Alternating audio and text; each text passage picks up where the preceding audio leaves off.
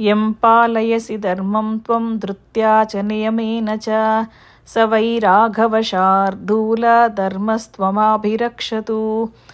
पितुशुश्रूषया पुत्रा मातृशुश्रूषया तथा सत्येन च महाबाहो चिरञ्जीवाभिरक्षितः।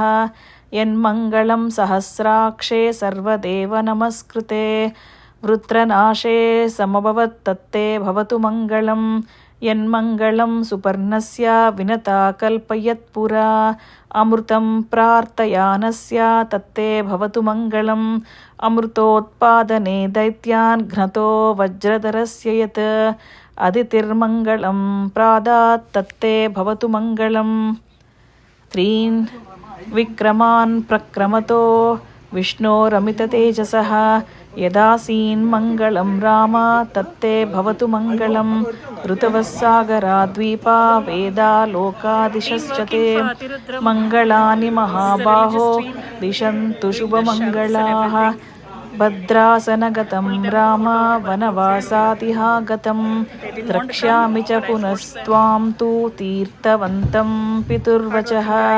मङ्गलैरुपसम्पन्नो वनवासादिहागतः बद्ध्वा मम च नित्यं त्वं कामान् संवर्धयामि भोः. But Shivarpanam, lot of help came from so many guys.